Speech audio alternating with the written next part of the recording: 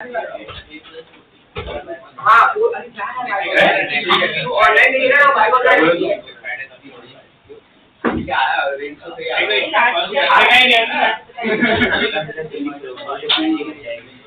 अच्छा alternate graph भी करती है अपना बात करके बस एम्पायर लेक्चर ऑन राइट बस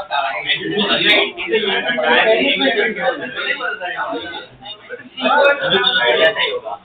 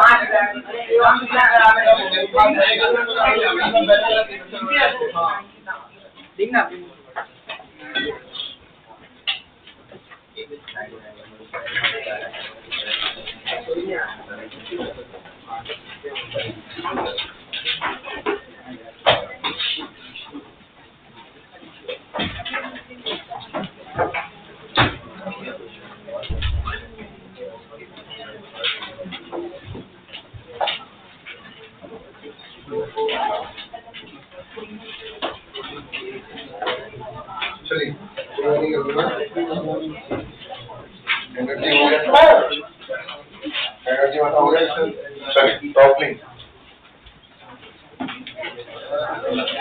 अरे पॉइंट ऑफ एप्लीकेशन का कोई एक क्वेश्चन लाया था पॉइंट ऑफ एप्लीकेशन चलिए नेक्स्ट बोलो तो लेने के लिए ऑनलाइन ले रहे हैं तो साथ में ऑनलाइन ले रहे 3 बजे ले रहे 3 बजे ले रहे जिनको डाउट है वो 3 बजे रुक जाए ठीक है ना या ऑनलाइन लेना है तो 7 बजे होगा दो ऑप्शन है 7 बजे और 3 बजे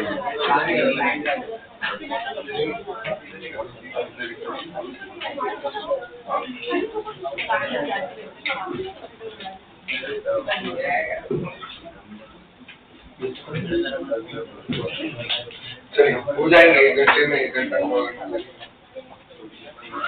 चलो जिन दिन को सब लोग मत रुकें जिन दिन को है जिन दिन की इच्छा है वो रुक जाए ठीक है नहीं तो सब लोग रुक रहे हो तो फिर मुझे बड़ा क्लास लेना पड़ेगा कौन कौन रुकने वाले हैं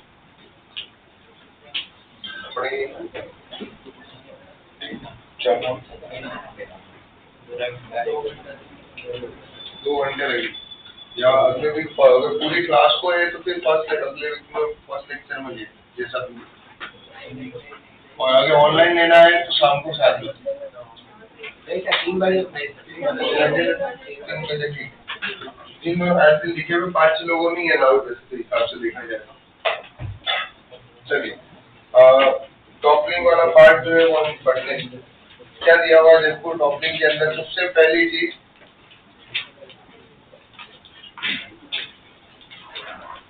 देखिए टॉपलिंग का मतलब क्या होता है पहले तो ये समझो अगर कोई बॉडी है उसको रखा हुआ है हमने उसके ऊपर उसको स्लाइड करने के लिए फोर्स लगाया किसके लिए लगाया उसको लेकिन हम जब उसको फोर्स लगा रहे हैं स्लाइड करने के लिए वो स्लाइड ना हो के क्या हो जा रही है इस तरह से पलट जा रही मतलब टिप ओवर हो जा रही है टॉपल हो जाए टॉपल मतलब क्या हो रहा है पलटना मतलब आपने देखा ना किसी बॉडी पे आप फोर्स अप्लाई करते हो इसको स्लाइड करवाने के लिए लेकिन वो स्लाइड ना होकर क्या हो जाती है पलट जाती है तो इसी फिनोमेना को हम क्या बोलते हैं टॉपलिंग तो लिखो इसके अंदर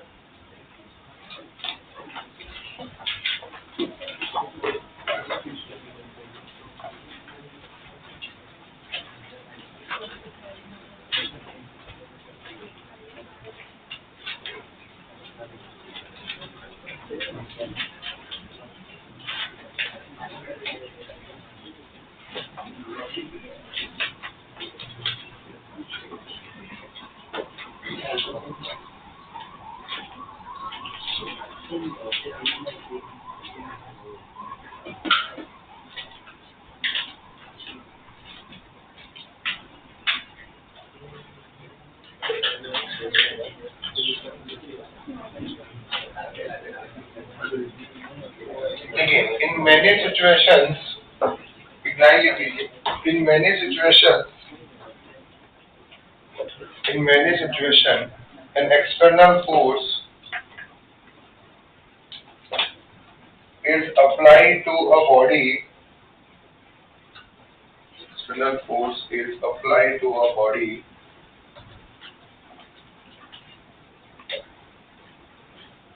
to cause it to slide along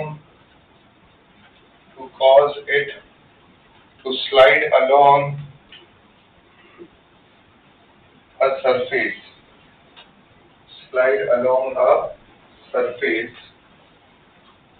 cause it to slide along a surface. In certain case,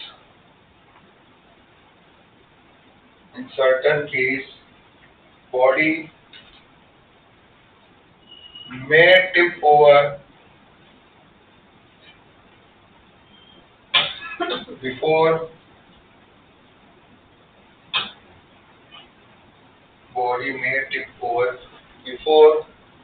sliding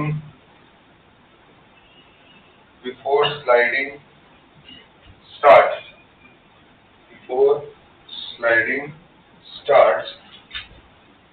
Is known as toppling.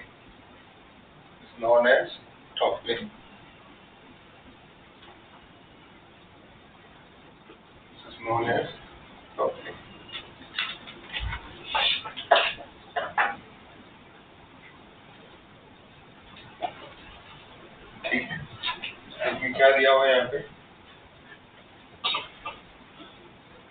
अब इसमें ध्यान से समझते हैं हम लोग। पहले कुछ नोट लिखवा देता हूँ। देखिए क्या दिया हुआ है, ये रही बॉडी, ये सरफेस पे रखा हुआ है। अभी कोई एक्सटर्नल फोर्स नहीं है, अभी हमने कोई एक्सटर्नल फोर्स नहीं लगाया है। No external force is acting. ये बॉडी दिखाई दे रही है, उसमें कोई एक्सटर्नल फोर्स नहीं लग रहा है। जब कोई एक्सटर्नल फोर्स नहीं लग रहा है, इसका मतलब क्या हो रहा होगा बताओ? इसका अभी वेट जो है वो कहाँ लग रहा है? डाउनवर्ड डायरेक्शन में, और कॉन्टैक्ट की वजह से क्या आ रहा है? नॉर्मल रिएक्शन अभी कहाँ लगेगा बताओ? नॉर्मल रिएक्शन कौन सी जगह पे लगेगा? तो हम बोल रहे हैं it will be the collinear with mg। जिस लाइन पे mg लग रहा है उसी लाइन पे आपको नॉर्मल रिएक्शन लगाना है। उसका रीजन क्या है? क्योंकि अभी अगर आपने कोई एक्सटर्नल फोर्स नहीं लगाया है, तो यहाँ इस बॉडी की वजह से जो सरफेस पे प्रेशर लग रहा है, वो प्रेशर का डिस्ट्रीब्यूशन क्या है? यूनिफॉर्म। क्या है प्रेशर का डिस्ट्रीब्यूशन? यूनिफॉर्म। तो इसका मतलब अगर आपको यहाँ नॉर्मल रिएक्शन दिखाना होगा, तो आप नॉर्मल रिएक्शन कहाँ दिखाओगे? मिड पॉइंट पे। कहाँ दिखाओगे आप? मिड पॉइंट पे। जैसे अभी ये इस तरह से दिख रहा है, तो उसका नॉर्मल रिएक्शन आप कहाँ दिखाओगे? उसके मिड पॉइंट पे, सेंटर ऑफ मास वाली लाइन पे दिखाओगे। अगर ये बॉडी ऐसे रख के थोड़ा ऐसे एक तरफ से लिफ्ट होती, तो नॉर्मल रिएक्शन किस तरफ शिफ्ट हो जाती? ये इस तरह राइट साइड में जो है वो शिफ्ट हो जाती है। सुनो, अभी हमने कोई एक्सटर्नल फोर्स लगाया हुआ नहीं है, सिर्फ इसका वेट लग रहा है mg। यहाँ पर हम बोल सकते हैं कि डिस्ट्रीब्यूशन ऑफ प्रेशर क्या है?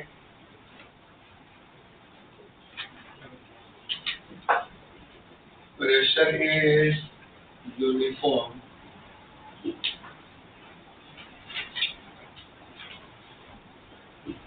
क्लियर कट मीनिंग क्या दिख रहा है कि यहाँ जो नॉर्मल रिएक्शन वो लगेगी, वो कहाँ लगेगी? नॉर्मल रिएक्शन विल बी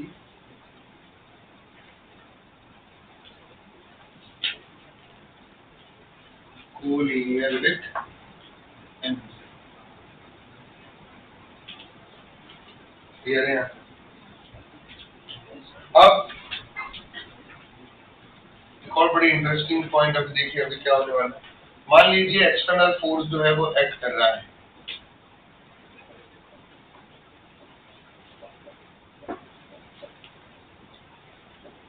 तो बॉडी भी कहाँ रखा हुआ है? On rough surface. कौन सी सरफेस पे है? देखो, टॉपल होने के लिए पहली चीज चाहिए, वो क्या है? Surface should be rough. Friction आएगा तो टॉपल करवाएगा, तो वो पलटेगा। स्मूथ सरफेस पे नहीं पलटने वाली। क्यों फ्रिक्शन की वजह से पलटेगी वो देखो अभी।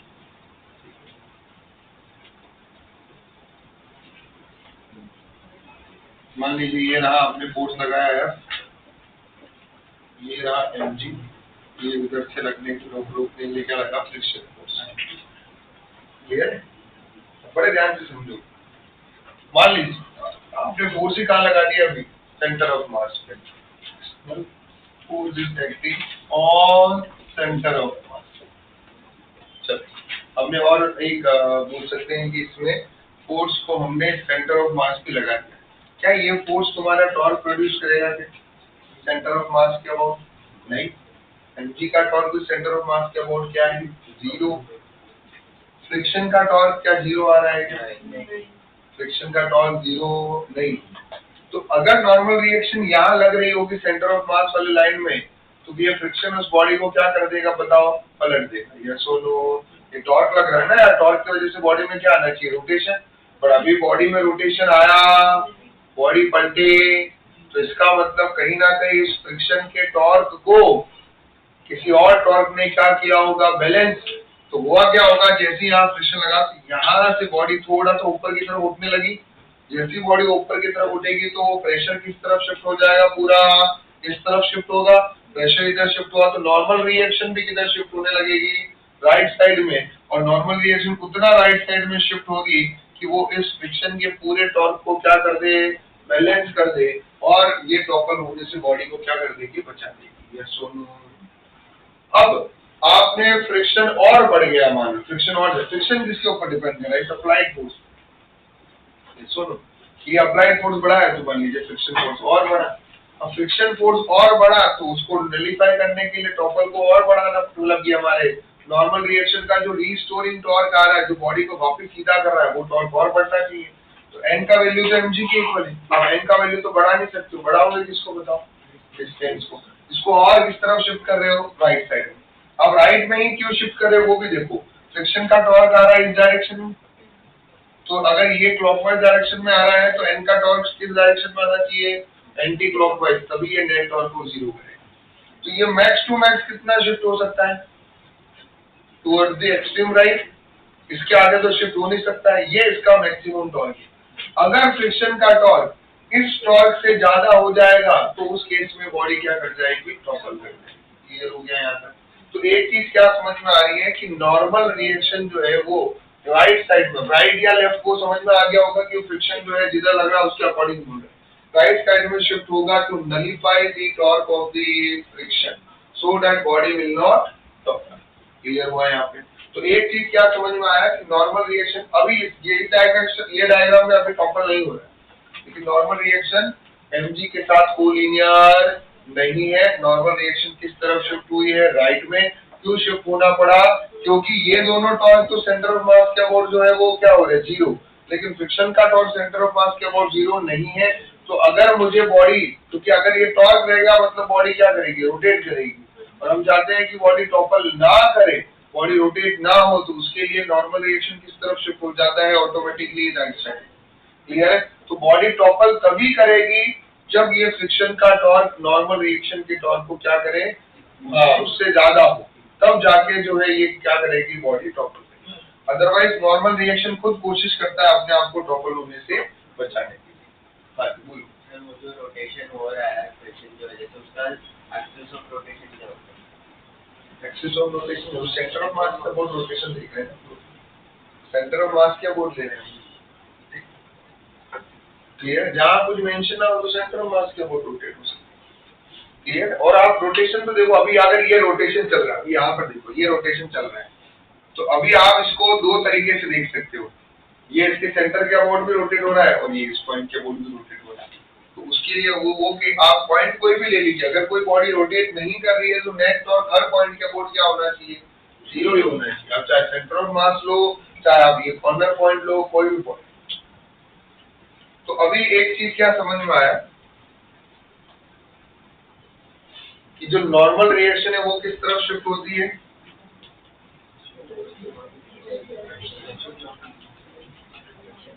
इस डायग्राम के अकॉर्डिंग लिख रहा हूं।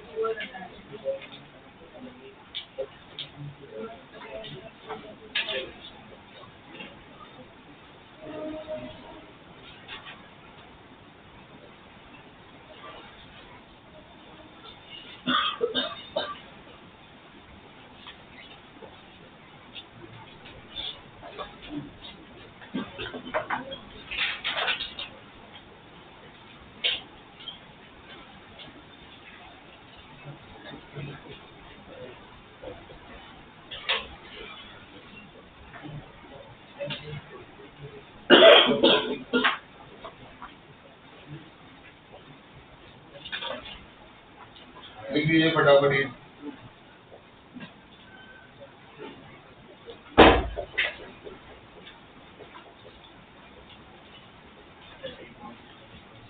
तो शीट बनाया है मैंने, लेकिन आधे क्वेश्चन तो तुम्हारा लिख पा दिया था फोटो पेज बेच के, 2-3 क्वेश्चन के लिए क्या शीट लिख दी।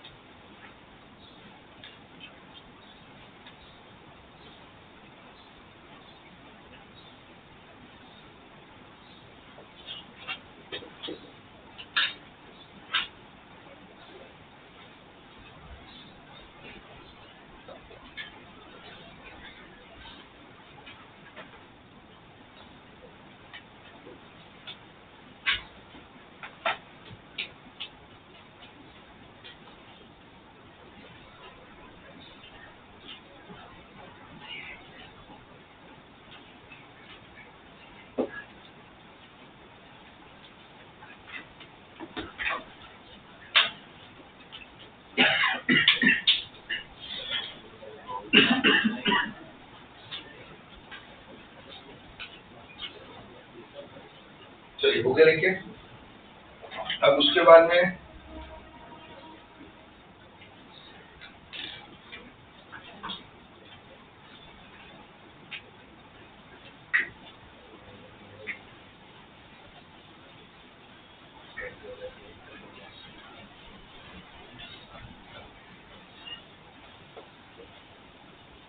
इस नंबर पर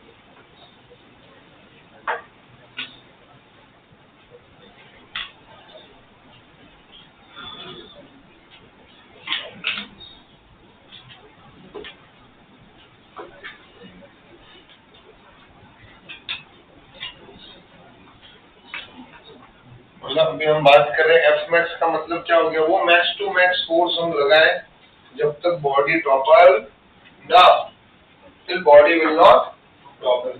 केवल ये मैक्स टू मैक्स फोर्स होगा जब तक बॉडी जो है वो टॉपल नहीं होगी। या दूसरा तरीका क्या होगा, इसको बोल सकते हैं minimum force required to topple, minimum force required to topple. दोनों का मतलब सेम ही हो गया है ना। मैक्सिमम फोर्स जब तक टॉपलिंग ना हो, या मिनिमम फोर्स जिसमें जो चाहिए टॉपल करने के लिए। इन शॉर्ट ये कौन सी कंडीशन हो गई यहाँ पे, जस्ट वाली कंडीशन जो हमने पहले भी जो है एनएलएम में वहाँ पे डिस्कस किया था, जिसको मैंने अभी फिर से डिनोट कर दिया है एफ मैक्स से। एफ मैक्स मतलब वो मैक्सिमम फोर्स जब तक टॉपलिंग नहीं हो रही। और ये फोर्स हमने कहाँ लगाया हुआ है अभी, सेंटर ऑफ मास पे। कहाँ लगाया हुआ है ये फोर्स हमारा, सेंटर ऑफ मास पे लगा हुआ है। यहाँ पे अभी फोर्स कहाँ लग रहा है, एट सेंटर ऑफ मास। ये बॉडी का साइज हो गया, ये हो गया ए, ये हो गया बी, हाइट हो गया ए, और उसका जो है विड्थ जो है वो कितना हो चुका है तुम्हारा बी। यहाँ पर mg on a rough surface है तो फ्रिक्शन फोर्स भी आ रहा है। अभी हम बात कर रहे हैं इसकी for F max maximum force. कौन सी condition, just topple condition. Just topple condition मतलब अल्फा तुम्हारा क्या हो गया है, जीरो। अल्फा तुम्हारा क्या हो गया है, जीरो। और स्लाइड तो ऑब्वियसली हो ही नहीं रहा है, स्लाइड तो हो ही नहीं रहा है। स्लाइड होगा या टॉपल होगा, तो टॉपल होने वाली कंडीशन मतलब स्लाइड हो ही नहीं रहा है। जस्ट टॉपल कंडीशन मतलब यहाँ हमने बोल दिया है नो स्लाइड। नो स्लाइड मतलब एक्सेलरेशन भी क्या होगा तुम्हारा, कोई कंफ्यूजन इसके अंदर। और फ्रिक्शन फोर्स भी क्या लग रहा होगा यहाँ पे बताइए, मैक्सिमम फ्रिक्शन फोर्स लग रहा है। कौन सा फ्रिक्शन फोर्स लग रहा है, मैक्सिमम फ्रिक्शन फोर्स। और तीसरी बात कि जो नॉर्मल रिएक्शन है वो कहाँ, क्योंकि अगर फ्रिक्शन मैक्सिमम लग रहा है तो उसको रोकने के लिए नॉर्मल रिएक्शन का टॉर्क भी क्या होना चाहिए, मैक्सिमम। तो नॉर्मल रिएक्शन का टॉर्क को मैक्सिमम करने के लिए वो टॉर्क किस तरफ शिफ्ट होना चाहिए, इस तरफ शिफ्ट होना चाहिए, एक्सट्रीम राइट में। तो normal reaction will shift towards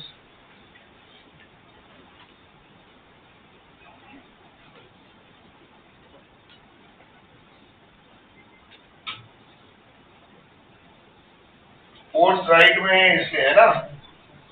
अगर फोर्स लेफ्ट में होता तो नॉर्मल रिएक्शन किधर शिफ्ट होती है, एक्सट्रीम लेफ्ट में। ठीक है, तो ये रहा तुम्हारा नॉर्मल रिएक्शन। कोई कंफ्यूजन इसके अंदर। अब मेरे पास में दो मेथड है इसको सॉल्व करने के।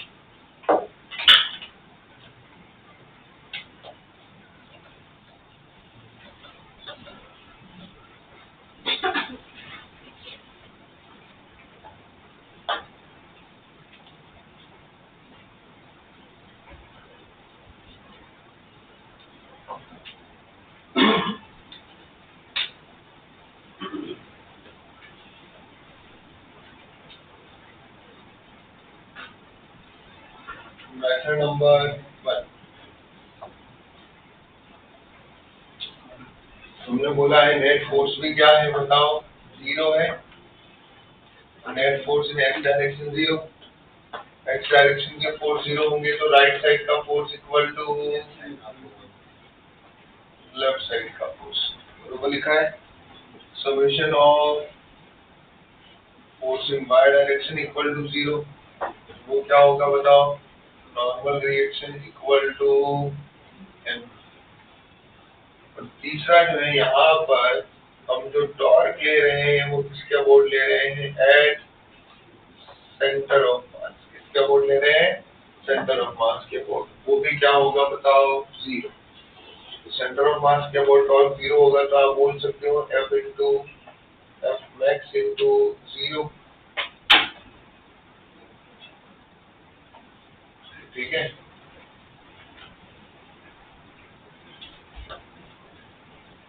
G इंटू V 0, ये कौन से सेंस में घुमा रहा है? Clockwise. Minus of friction force into distance कितना होगा बताओ? परपेंडिकुलर डिस्टेंस कितनी होगी? a/2। नॉर्मल रिएक्शन का टॉर्क हो रहा है एंटी क्लॉकवाइज, तो n इंटू कितना होगा perpendicular distance? v/2 equal to 0। यहाँ से क्या मिला बताओ? F equal to a/2 n into v/2। यहाँ से हमें F का वैल्यू मिला n p/a। F को क्या बोल सकते हैं हम? F मैक्स बोल सकते हैं। N को क्या बोल सकते हैं हम? mg बोल सकते हैं। ये तेरे फॉर्मूला है। F max equal to mg v/a। तो आपको एक चीज और समझ में आया है कि यहाँ पर देख, हमारा जो फोर्स होगा वो किस पे डिपेंड कर रहा होगा? बॉडी के डायमेंशंस पे। जितना ज्यादा बॉडी का हाइट होगा उतना वो F मैक्स का वैल्यू क्या होते जाएगा? कम होते जाएगा। इसीलिए अगर तुम मान लीजिए कोई ब्लॉक है, इस ब्लॉक जैसे ये ब्लॉक है, अगर तुम इसको ऐसे धक्का दोगे तो टॉपल होने के चांस ज्यादा है, क्योंकि इसमें वो मैक्स टू मैक्स फोर्स जो टॉपल ना करे उसका वैल्यू क्या होगा? कम होने वाला है, क्योंकि उस केस में ए का वैल्यू ज्यादा है। अगर ऐसा कर दोगे तो ए का वैल्यू कम हो जाएगा, तो मैक्स फोर्स जो टॉपल कर सकता है उसकी वैल्यू तुम क्या कर दोगे? बढ़ा। क्लियर है? अब एक तरीका तो ये था एफ मैक्स निकालने का। दूसरा तरीका जो मैं बोलूंगा कि हमेशा वही यूज करो, उस दिन इक्वेशन से बच जाओगे आप। उस केस में नेट टॉर्क इक्वल टू 0 ले लो हमेशा। ये जस्ट टॉपल वाली कंडीशन जब भी दिखे आपको, आप क्या दिमाग लगाओ? नेट टॉर्क इक्वल टू 0 लो। कौन से पॉइंट पे? At toppling point. कौन सा पॉइंट? अब ये टॉपलिंग पॉइंट कौन सा होगा? जिस पॉइंट के अबाउट बॉडी क्या करती है? टर्न हो जाती है, टॉपल हो जाती है। ये पॉइंट को मैं क्या नाम देता हूँ? Toppling point. क्या नाम देता हूँ मैं इसको? Toppling point. समझ में आया यहाँ पे? जिसके अबाउट जिस पॉइंट से बॉडी पलट जाए उसको क्या बोलोगे? Toppling point. तो अगर आप टॉपलिंग पॉइंट लोगे तो फ्रिक्शन फोर्स का टॉर्क 0, नॉर्मल रिएक्शन का टॉर्क 0, दोनों अननोन जो दिए थे उनका टॉर्क 0। और बचा कौन सा? देखो, एफ मैक्स इंटू ये कितना आया यहाँ पर? a/2 plus mg into v/2। तो यहाँ से सॉल्व किया तो सीधा एफ मैक्स मिलता है, that is mg v/a equal to 0। और हम बोलेंगे प्रेफर, ये प्रेफर्ड मेथड है, ये अच्छा मेथड है।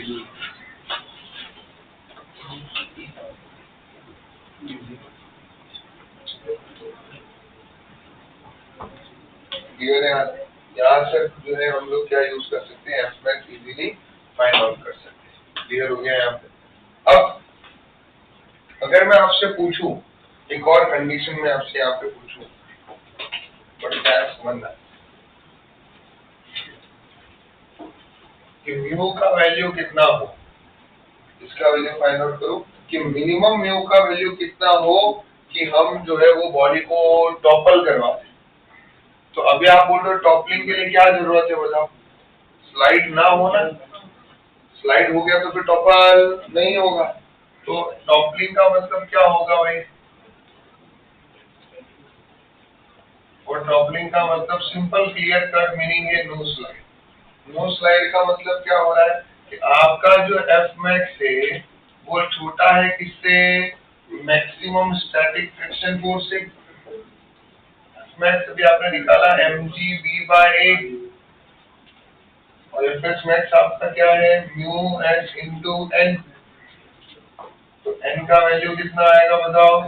mg आ गया यहाँ पे, ये यहाँ से यहाँ तक कैंसिल हुआ, तो म्यू एक्स जो है वो ग्रेटर है किससे? v/a के। तो इस केस में हम बोलेंगे नो स्लाइड। ओनली, यहाँ पे स्लाइड नहीं होगा, ओनली टॉपल।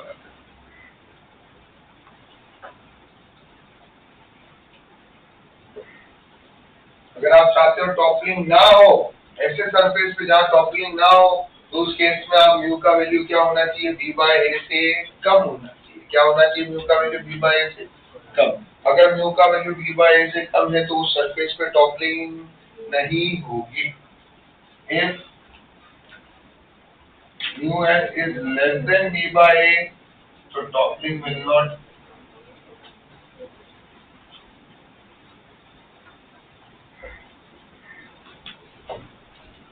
क्लियर हो गया यहाँ पे।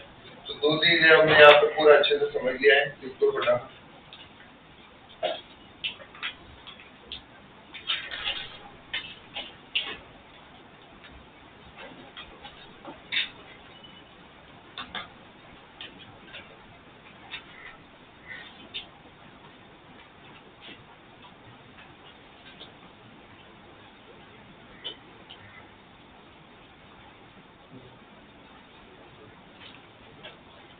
इक्वल भी हो सकता है।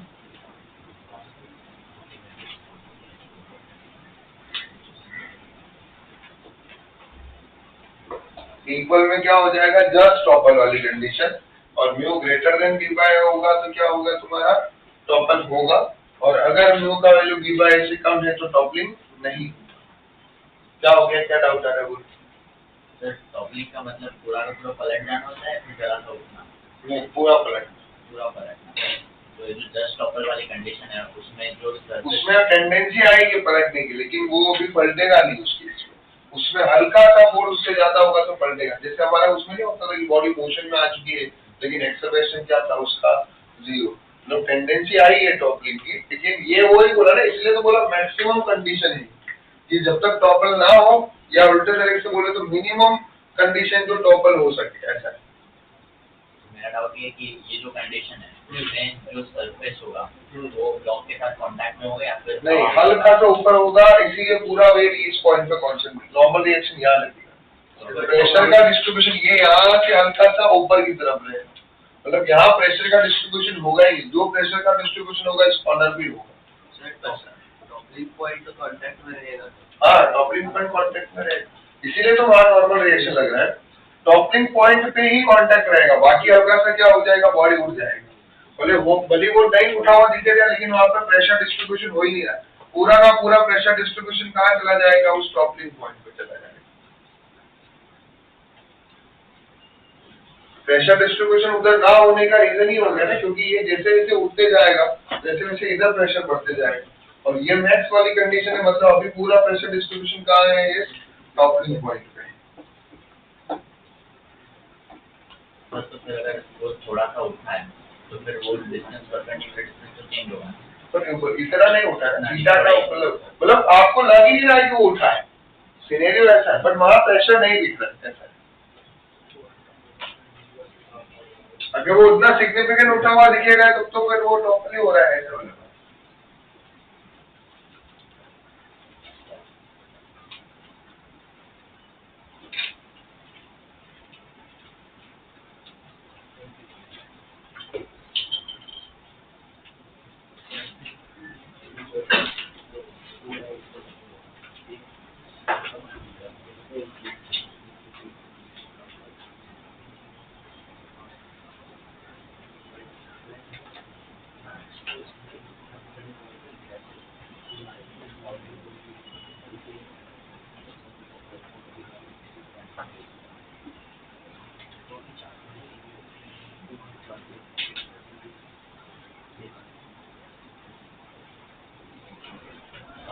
तो हम जब एलिमेंट फ्रिक्शन में थे, फ्रिक्शन में भी स्टैटिक फोर्स था, स्टैटिक फ्रिक्शन इससे बढ़ के काइनेटिक फ्रिक्शन होगा, वो ला के फोर्स स्टैटिक फ्रिक्शन से बढ़ के ज्यादा हुआ, फिर बॉडी पे काइनेटिक फ्रिक्शन लगा, तब हमने टॉपलिंग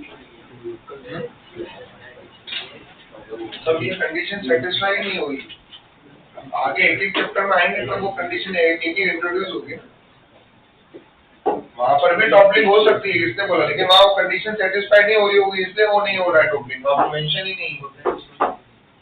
अब एक एक कॉन्सेप्ट को धीरे धीरे इंट्रोड्यूस किया जा रहा है, वहाँ जो भी आप क्वेश्चन कर रहे थे उसके अंदर जो है वो बॉडी का ये जो टॉपलिंग की जो कंडीशन चाहिए वो सेटिस्फाई नहीं हो रही, इसलिए वहाँ बॉडी टॉपल नहीं कर रही। ठीक है, जो फ्रिक्शन फोर्स है वो स्टैटिक से बड़ी फोर्स अप्लाइड है वो स्टैटिक फ्रिक्शन तो बॉडी स्लाइड करेगी ना बेटा, तो स्लाइड करेगी तो टॉपल कैसे करेगी? समझ में आया है? जब तेरा फ्रिक्शन फोर्स जो है तेरा अप्लाइड फोर्स फ्रिक्शन फोर्स से ज्यादा है तो बॉडी स्लाइड ही करेगी। तो वहां जितने क्वेश्चन किए थे तूने उसमें तेरा अप्लाइड फोर्स किससे ज्यादा था? फ्रिक्शन फोर्स से ज्यादा था, तो बॉडी क्या कर रही है वहां पे? मूव कर रही है। तो जब बॉडी स्लाइड कर रही हो तब उस केस में टॉपलिंग हो गई नहीं। बॉडी स्लाइड मतलब बॉडी पे फोर्स लगाया वो स्लाइड नहीं कर रही, बॉडी रुकी हुई है। जैसे अगर मान ले अगर तू यहाँ पे बैठा हुआ है, अपने अंदर को ऐसे खींच रहा हूँ, अब तो स्लाइड नहीं हो रहा, नीचे से किसी ने पकड़ के रखा तो तू क्या करेगा? पलटेगा ना यहाँ। तो ये वो वाली सिनेरियो, अगर तू स्लाइड कर जाएगा तो तू पलटेगा ही नहीं ना। समझ में? स्लाइड कर जाएगा तो पलटेगा ही नहीं, सिंपल सी बात है। अभी तुम जा रहे हो, तुम भाग रहे हो और तुम्हारे सामने एक स्टोन आ जाए, एक पत्थर आ जाए, तुम उससे टकराओगे तो तुम पलटोगे ना। तो वो स्टोन का आना इज व्हाट फ्रिक्शन जैसा होगा। तो अगर कोई यहाँ पर तो बॉडी पहले रेस्ट पे थी, तूने उसको खींचा, अगर तूने खींचा और नीचे से फ्रिक्शन कम लग रहा है या नहीं लग रहा है तो आराम से इसको खींच के ले जाएगा। बट अगर वही तूने उसको खींचा और उस केस में नीचे से फ्रिक्शन लग रहा है तो क्या कर जाएगा? पलट जाएगा। अभी एक और चीज आएगी, अभी इसी चेयर को मैं यहाँ हैंडल से खींच रहा हूँ तो कोई इश्यू नहीं है, लेकिन अगर मैं ऊपर से खींच के ले जाऊंगा तो ये क्या हो सकती है? टॉपल हो सकती है। चलो इसमें रोलर लगाए हुए हैं तो उस केस में नहीं है, लेकिन अगर मैं ऊपर से पकड़ूंगा किसी फ्रिज को या कोई ऐसा बॉक्स रखा हुआ है उसको ऊपर से खींचूंगा तो क्या कर जाता है? टॉपल हो जाता है। तो एक चीज क्लियर कर ध्यान रखो, या तो स्लाइड, पहले दोनों चीज चेक करना है, स्लाइड नहीं होगा तो ही टॉपल होगा। इसलिए देखो यहाँ कंडीशन लिखा है ना, फॉर टॉपलिंग मतलब नो स्लाइड, फॉर टॉपलिंग मतलब नो स्लाइड। अब यहाँ पर फिर उसके बाद में अगर नो स्लाइड है तो यहाँ पे ये कंडीशन है, इससे कम होगा तो डेफिनेटली टॉपलिंग होने ही नहीं वाला है। क्या होगा? ओनली स्लाइड करेगा।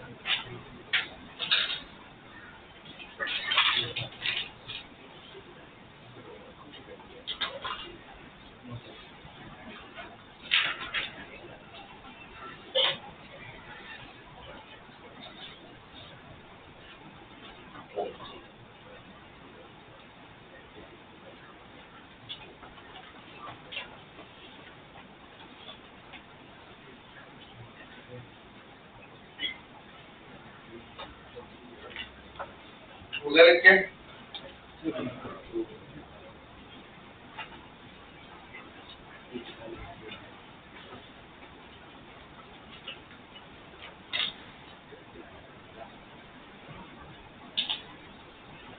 अगर कोई बॉडी को हम स्मूथ सरफेस पे रखेंगे तो क्या वहां टॉपल होगा? क्या नहीं होने वाला है ना। स्मूथ सरफेस पे रखा तो वहां टॉपल होने वाला नहीं। हाँ, और वो फोर्स कहाँ लगना चाहिए? सेंटर ऑफ मास पे। सेंटर ऑफ मास के अलावा कई पॉइंट पे रखा है तो मे भी टॉपल हो सकता है। अगर फोर्स सेंटर ऑफ मास पे है, स्मूथ सरफेस पे, तो फ्रिक्शन आएगा ही नहीं, तो इसका भी टॉर्क जीरो, इसका भी torque zero.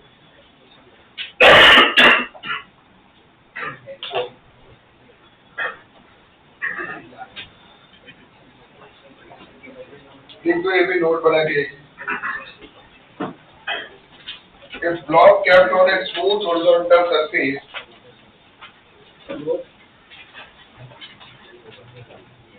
if block kept on a smooth horizontal surface,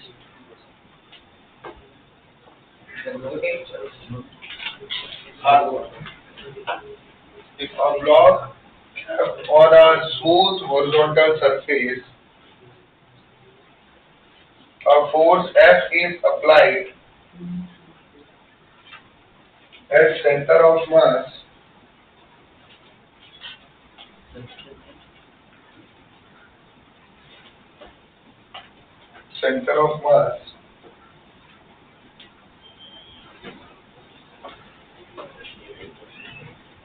in horizontal direction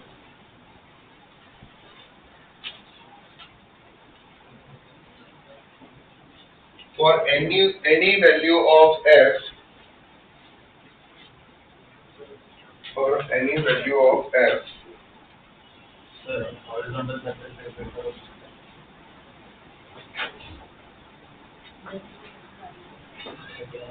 a block is kept on a smooth horizontal surface and a force F is applied,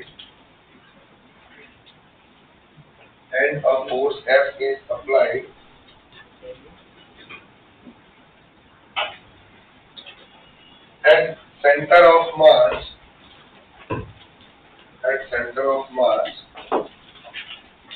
in horizontal direction for any value of f,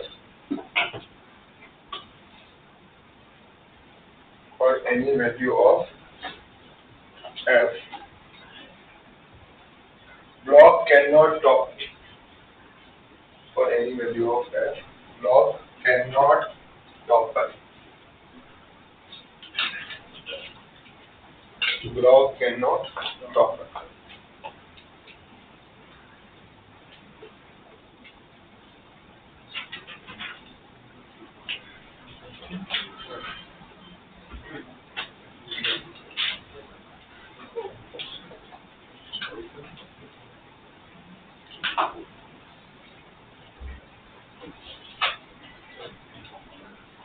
एक question करते हैं अभी,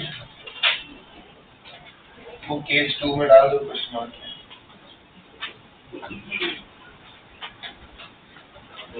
ये question ही किया है हमने actually, देखा जाए, ठीक है ना, क्वेश्चन ही आएगा उसी को किया है। देखो अगर मान लो सेंटर ऑफ मास पे फोर्स नहीं लग रहा है तो क्या होगा?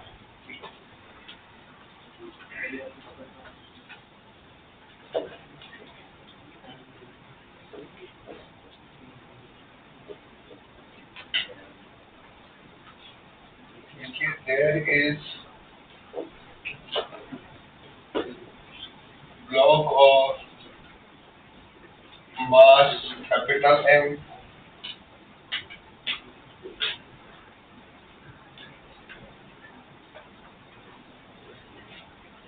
with sides A and B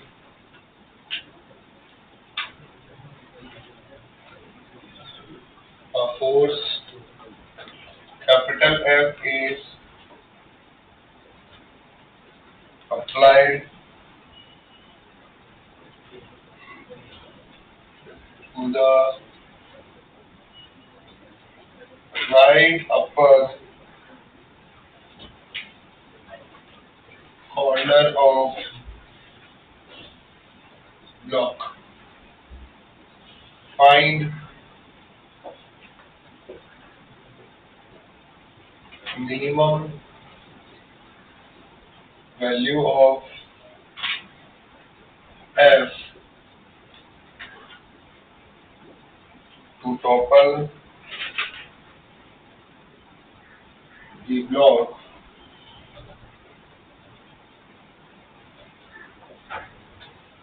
about an edge.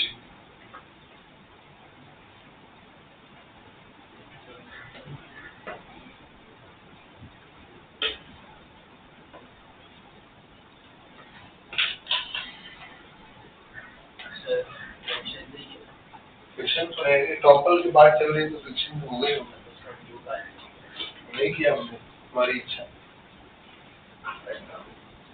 जो दिया है क्वेश्चन वो ये है।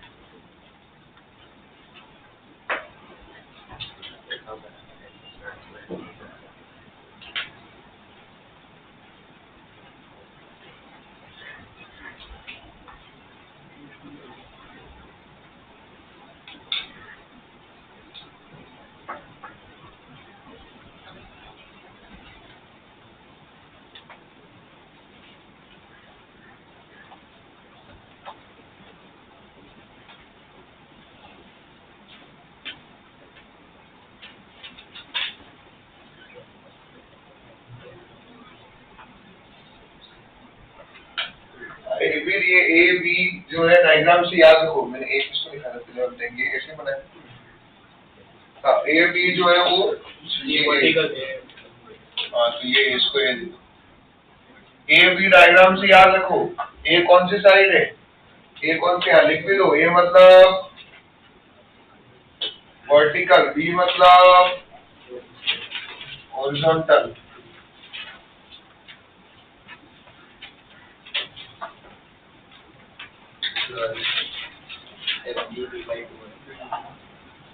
कहाँ जरूरत पड़ रही थी देखो, जरूरत ही नहीं। मैंने लिखा भी है कि सबसे इजी अप्रोच कौन सी है, प्रेफर्ड अप्रोच कौन सी है, टॉपलिंग पॉइंट के अबाउट लो, खत्म, सेंटर ऑफ मास को गोली मार सीधा। अभी आपको टॉपलिंग पॉइंट, अभी ये तो दिख रहा होगा, ये पलटेगा तो कौन से पॉइंट के अबाउट पलटेगा, इतना समझ में आता है। पलटेगा तो इसी पॉइंट के अबाउट पलटेगा। ये अपना टॉपलिंग पॉइंट हो गया, ये टॉपलिंग पॉइंट हो गया। तो ये रखा है यहाँ पे, यही लग रहा होगा फ्रिक्शन फोर्स, यही लग रहा होगा नॉर्मल रिएक्शन, और यहाँ सेंटर पे लग रहा होगा वेट mg। यहाँ से यहाँ तक की हाइट कितनी हो गई तुम्हारे a, ये हाइट कितनी हो गई, ये वाली डिस्टेंस कितनी हो गई b/2, और ये जो तेरा पॉइंट है a, इसको मैंने नाम दे दिया है a, toppling point. Summation of torque about a point is equal to क्या हो गया, 0। तो यहाँ लिखेंगे f into a, नेगेटिव में इसका टॉर्क आएगा, पॉजिटिव में mg into b/2, बाकी दो का तो 0 आने वाला है। तो यहाँ से तुम्हें f का वैल्यू मिल गया mg into b/2। कोई कंफ्यूजन इसके अंदर, क्लियर हुआ एकदम बढ़िया। चलो अगला क्वेश्चन करते हैं। दिया हुआ है ना मेरे को।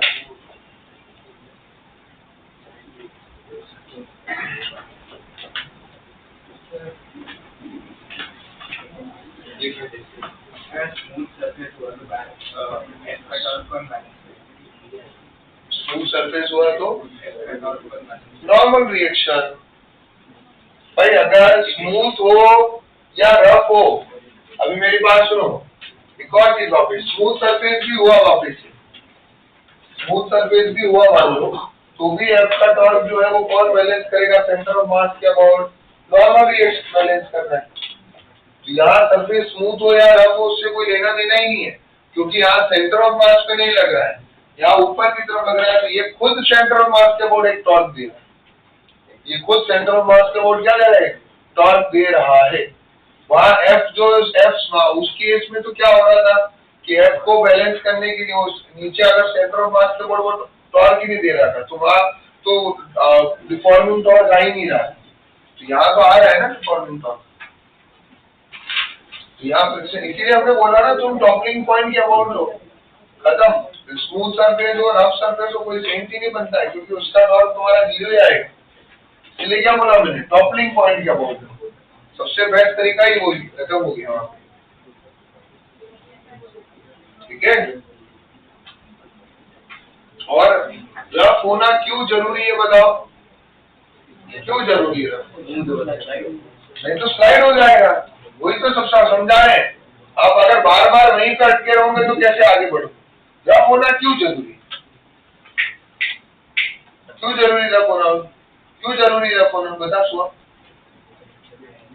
स्लाइड नहीं, अगर स्लाइड हुआ तो टॉपल नहीं होगा, ये तो बार बार बोल रहे हैं। इसीलिए रफ होना जरूरी है, इसीलिए फ्रिक्शन का आना जरूरी है, तभी तो वो इसको कैंसिल आउट करेगा, इसको कैंसिल आउट करेगा तभी तो टॉपलिंग से बचा पाएंगे, तभी तो टॉपलिंग होगा वो। नहीं तो अगर ये फ्रिक्शन नहीं हुआ तो ये फोर्स ने इसको स्लाइड करा दिया तो टॉपल होगा ही नहीं। समझ में आया, या तो स्लाइड करेगा या फिर टॉपल होगा, दोनों में से एक चीज हो जाएगी, दोनों नहीं हो सकती। तो इसलिए हमेशा टॉपलिंग रफ सरफेस पे ही होती है, एक चीज समझ, क्योंकि आपको उसको चाहिए रिटार्डिंग। याद रखो, भूलो मत, अननेसेसरी अगर भूल के खुद ही कंफ्यूज होते जाओगे। आपको यहाँ सीधा सीधा लिखा हुआ है और स्टार्टिंग से एक्सप्लेन कर रहे हैं कि टॉपलिंग तभी होगी जब क्या होना चाहिए, स्लाइडिंग ना हो। स्लाइडिंग हो गई तो टॉपल, और टॉपल हो रहा है तो स्लाइड नहीं हो रहा है। तो आपका टॉपल होने का कंडीशन है कि जो स्लाइडिंग की कंडीशन है, स्लाइडिंग की कंडीशन क्या है, आपका applied force should be less than क्या होना चाहिए, एफएस मैक्स होना चाहिए। वर्स्ट टू वर्स्ट सिनेरियो क्या होगा, वो एफएस मैक्स के इक्वल होगा, लेकिन एफएस मैक्स से ज्यादा नहीं हो सकता, क्योंकि जैसे ही ज्यादा हुआ तो वो बॉडी को क्या करवा देगा, स्लाइड, और स्लाइड करवाया, आपका जो अप्लाइड फोर्स एफएस मैक्स से ज्यादा हुआ, स्लाइड करवाया तो टॉपल होगा ही, सिंपल सी बात। तो पहली कंडीशन चेक की जाती है कि स्लाइड हो रहा है कि नहीं हो रहा है।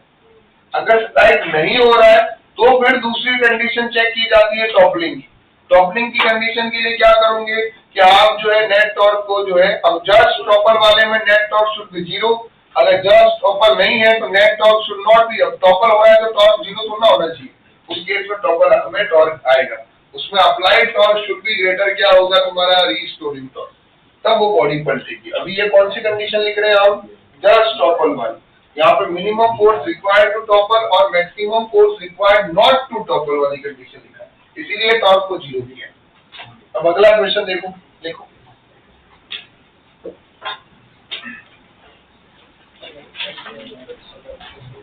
A uniform cylinder of height h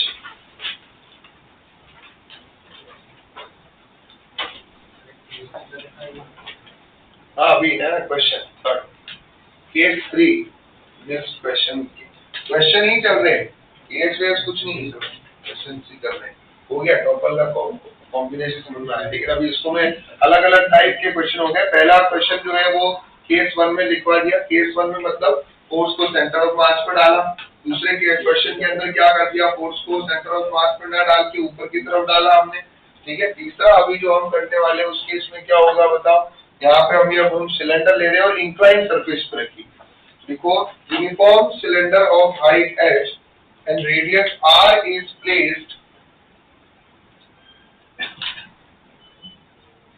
with its circular face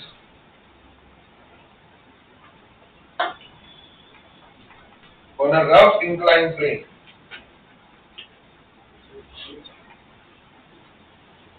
On a rough inclined plane. And the inclination of the plane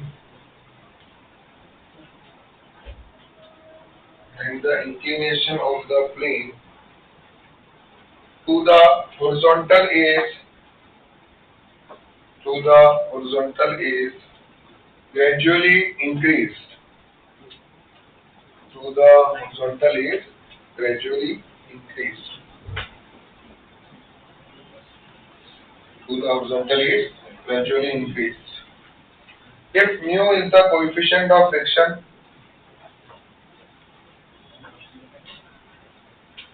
then under what condition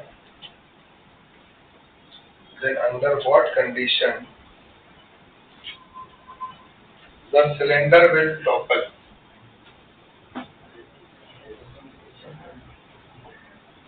Under what condition the cylinder will topple? Under what condition the cylinder will topple मत लिखो, the cylinder will, फिर डालो question 1, दो question इसके अंदर, slide before toppling,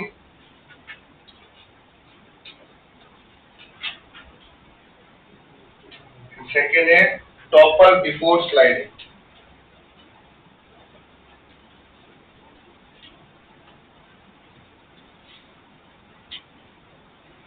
ठीक है, करके दिखाइए अभी उनके साथ।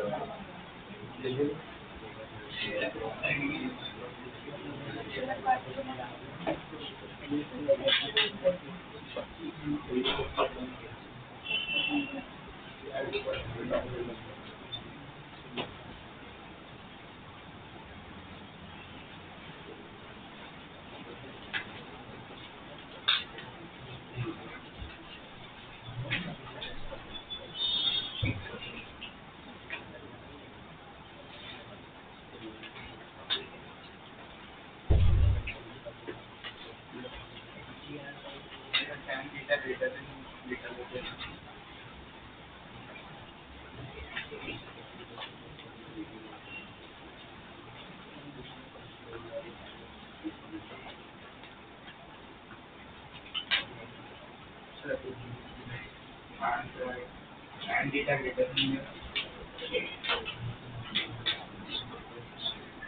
दोनों कंडीशन बताएंगे। and data greater than and data less than mu का वैल्यू भी तो पता है। hy तूने स्लाइड में कंडीशन बताई। आंसर जो है किसकी टर्म में आना चाहिए, आर और एच की टर्म में आना चाहिए। आर बाय एच को म्यू ग्रेटर देन का tan थीटा ग्रेटर देन क्या है? tan theta greater than r double k चलो देखते हैं।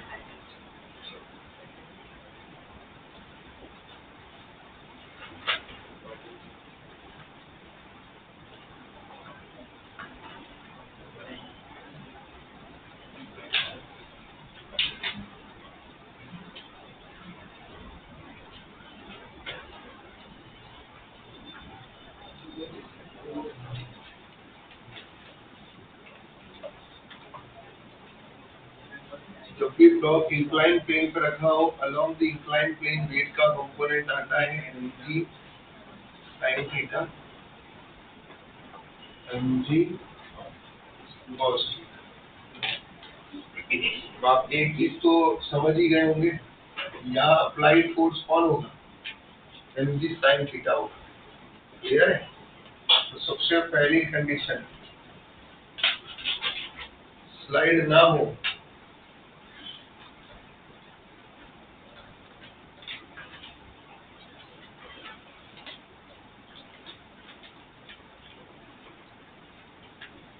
उसकी कंडीशन क्या होगी बताओ। mg sin थीटा जो है वो fs max से ज्यादा है।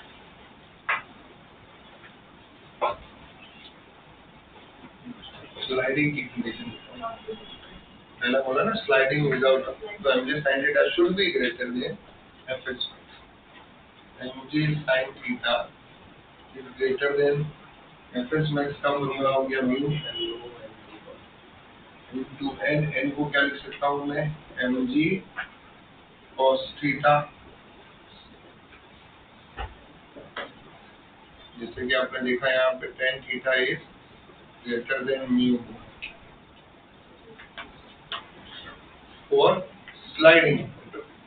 तो ये जो अगर स्लाइड करना है तो tan थीटा जो है एंगल ऑफ इंक्लिनेशन जो है वो म्यू से क्या होना चाहिए, ज्यादा होना चाहिए। दूसरी कंडीशन क्या है बताओ, टॉपल वाली कंडीशन।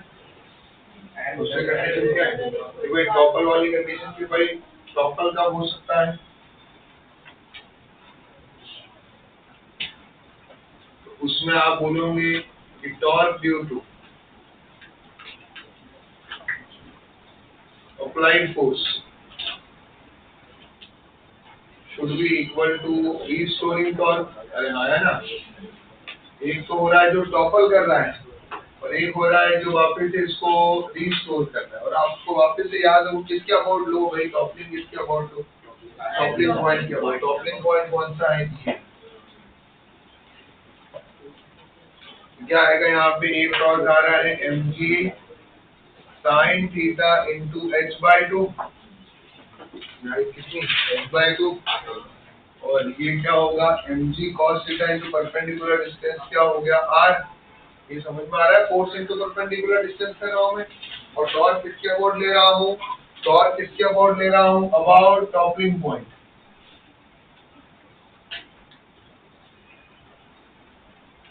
ये दोनों इक्वल क्यों हुए? क्योंकि ये ड्राइविंग टॉर्क है, ये उसको रीस्टोरिंग टॉर्क हो गया। ठीक है, डिफॉर्मिंग टॉर्क इक्वल टू या clockwise torque equal to anti clockwise torque.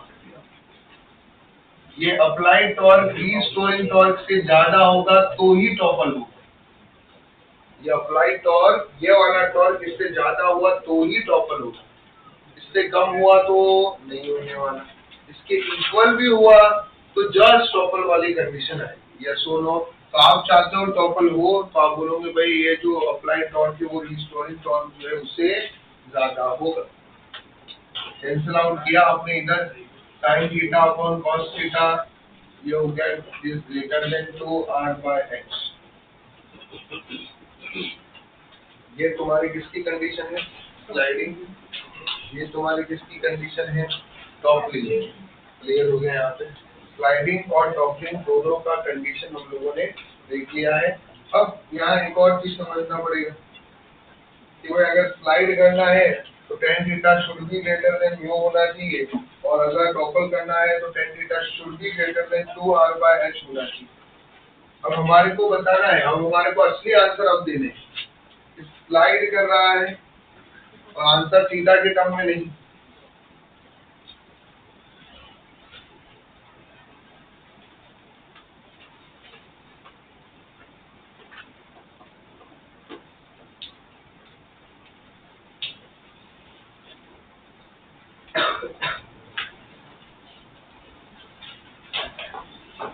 Sliding के लिए कंडीशन क्या सेटिस्फाई होनी चाहिए?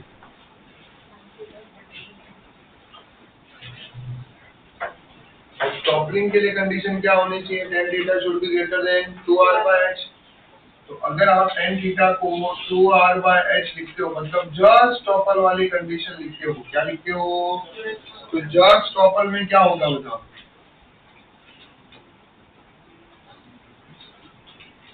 tan theta should be 2r/h है, इससे कम हुआ तो टॉपल होने वाला नहीं है। तो आप max to max tan theta का वैल्यू मैक्स टू मैक्स कितना लोगे कि टॉपल ना हो?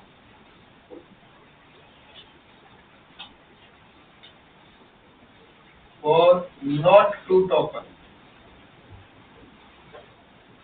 Is equal to 2r/h। अरे हाँ या ना? तो ये वैल्यू यहाँ डाल दीजिए कि भाई हम थीटा को बढ़ाएंगे लेकिन tan थीटा का वैल्यू उतना ही बढ़ा सकते हैं 2r/h। इससे ज्यादा बढ़ा दिया तो क्या हो जाएगा? टॉपलिंग हो जाएगा।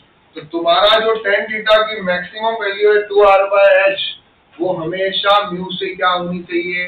ज्यादा होनी चाहिए, तो ही स्लाइड होगा। अब इन दोनों में से जो कंडीशन पहले अचीव होगी वो काम हो जाए। अगर तुम्हारे पास tan थीटा का वैल्यू, तुमने tan थीटा का वैल्यू बढ़ाया, tan थीटा का वैल्यू तुमने बढ़ा के मैक्स टू मैक्स कितना लेकर आ गए? 2r/h। तुम्हें पता है इससे ऊपर जाऊंगा तो टॉपल कर जाऊंगा। फिर तुम देख लो कि अगर ये 2r/h जो है यहाँ तक आ गया तो ये वाला जो tan थीटा मिला क्या ये म्यू से ज्यादा है या कम? अगर ये tan थीटा म्यू से ज्यादा हो रहा है मतलब कि कहीं ना कहीं स्लाइडिंग होने वाली, मतलब हाँ अब स्लाइडिंग हो सकती है लेकिन टॉपलिंग नहीं होगी। समझ में आया यहाँ पे क्या बोला जा रहा है? दो वेरिएबल है, आपने tan थीटा का वैल्यू निकाला, आपने tan थीटा का वैल्यू निकाला तो आप जब चेक करोगे कि tan थीटा का वैल्यू क्या आ रहा है आपके म्यू से ग्रेटर आ रहा है मतलब डेफिनेटली क्या हो रही है? स्लाइडिंग हो रही है। लेकिन अभी आपको ये भी चेक करना है ना कि कौन से सरफेस पे, सरफेस टू सरफेस चेंज करोगे तो म्यू का वैल्यू भी चेंज हो जाएगा।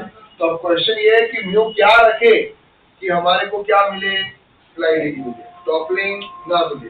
तो उन्होंने ये बता दिया कि भाई आपका म्यू जो है ना 2r/h से तुम क्या रखो भाई? ज्यादा है। 2r/h से क्या रखो? कम ही रखो, तो ही तुम्हारा काम होने वाला है। देखो यहाँ वैल्यू पुट करके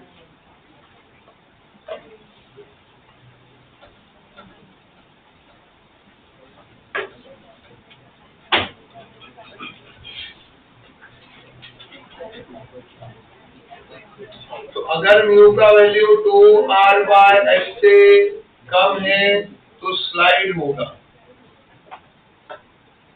अगर म्यू का वैल्यू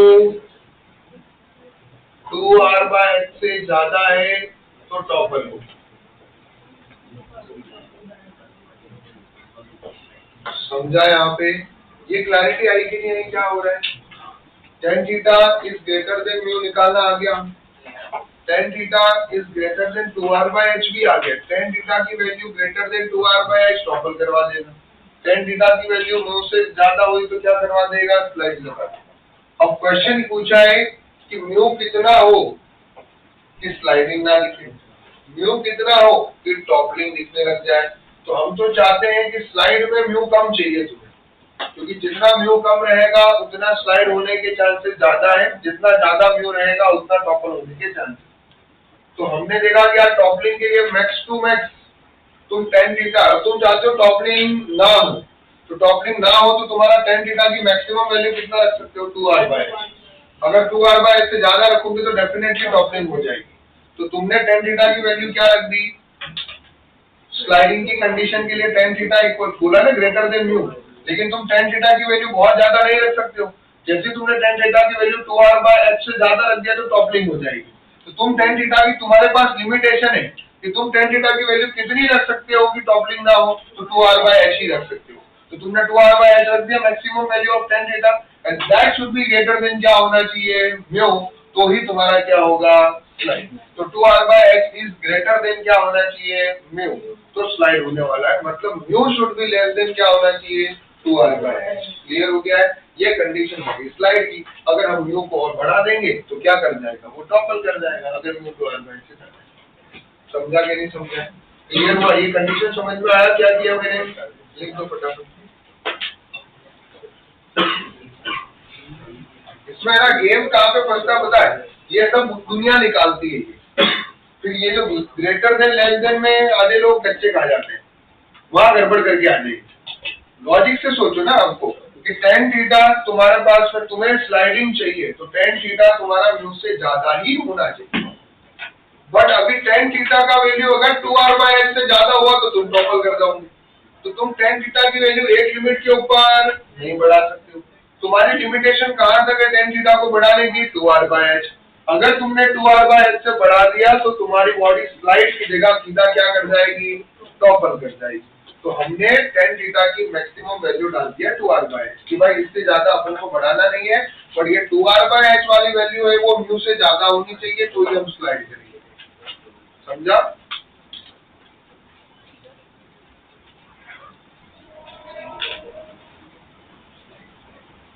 अब देखो ना, एंगल ऑफ इंक्लिनेशन को तुम बढ़ा रहे हो, तो जैसे तुम बढ़ा रहे हो तो एंगल ऑफ रिपोज पे पहुंचेगा। tan theta equal to mu is the angle of repose. Angle of repose पे पहुंचेगा तब क्या करेगा? Just slide. तुमने और एंगल बढ़ा दिया तो वो स्लाइड होने की जगह क्या कर जाएगा? पलट जाएगा। तो वही बताना चाह रहे हैं कि आप एंगल को इतना मत बढ़ाओ कि आप उसके टॉपलिंग एंगल पे पहुंच जाए।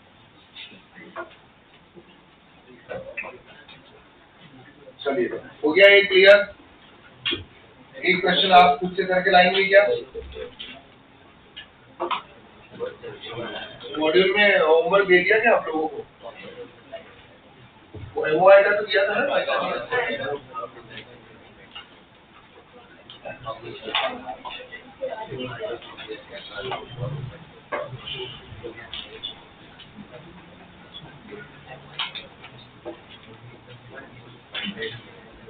एक क्वेश्चन देके जा रहा हूँ।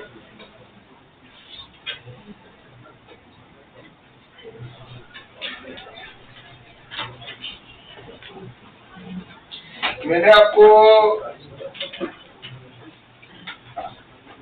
ऑलरेडी एक वो शीट का वो भेज दिया है, इसमें से भी आप ट्राई करते रहिए, क्वेश्चन सॉल्व करते रहिए अच्छे से, बढ़िया। एक क्वेश्चन भेज दिया मैंने, ये आप घर से करके लाएंगे। अभी मॉड्यूल में आइए। हाँ, now the torque part entirely क्या हो चुका है? खत्म। ठीक है, अब हम अगले लेक्चर में शुरू क्या करेंगे? Angular momentum. अब इस चैप्टर में दो मेजर टॉपिक बाकी रह रहे हैं, angular momentum, conservation of angular momentum उसी का पार्ट आ गया है, और rolling motion. Last year angular momentum, last year जो है एंगुलर मोमेंटम पे क्वेश्चन अच्छी खासे पूछे गए थे, तो this is a good topic, वो एक अच्छा टॉपिक है जिस पे क्वेश्चन पूछे जा रहे हैं।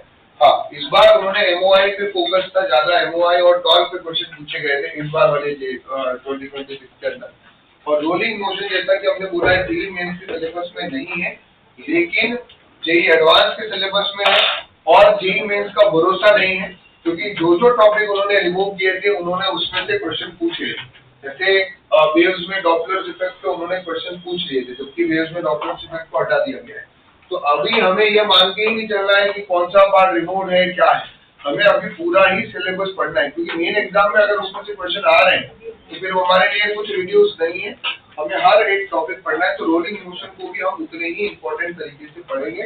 हम चाहे मेंस की तैयारी कर रहे हो या हमारे दिमाग में हम कोई सीएटी की तैयारी कर रहे हो, कुछ भी कर रहे हो, आपको रोलिंग मोशन पढ़ना है। नो डाउट मेंस में रोलिंग उतना टफ नहीं आता है, लेकिन एडवांस में रोलिंग बहुत टफ आता है।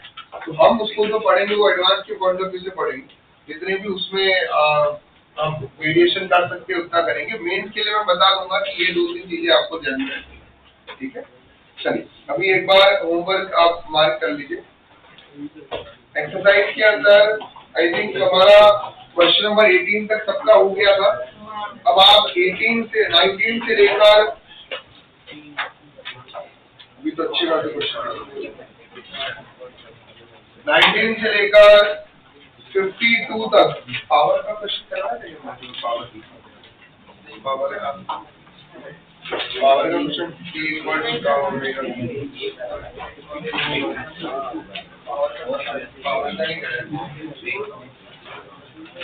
ठीक है।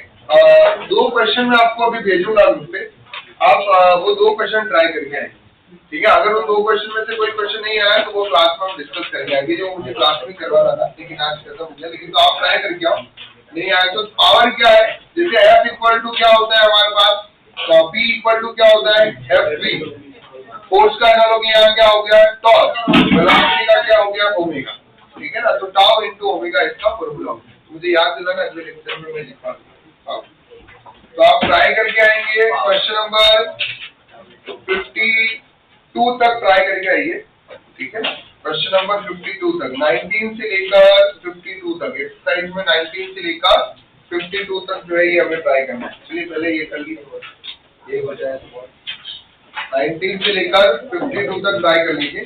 अगर टाइम मिल रहा है तो फिर आप आगे भी कर सकते हो, 19 से लेकर 52 तक।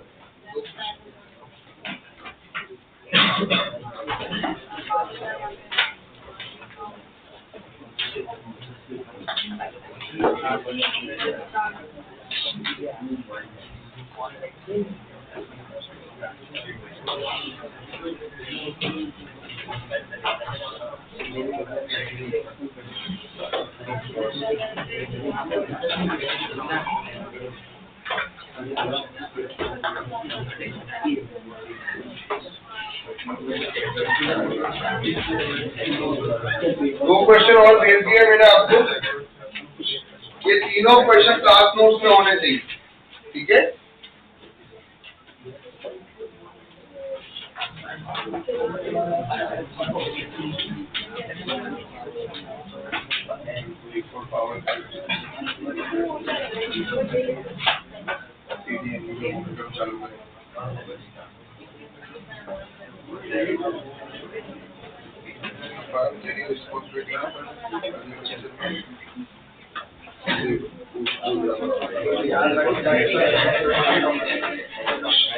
ये चारों क्वेश्चन ट्राई करके आना है, अगर नहीं आया तो फिर जो है हम उसको क्लास में डिस्कस करेंगे।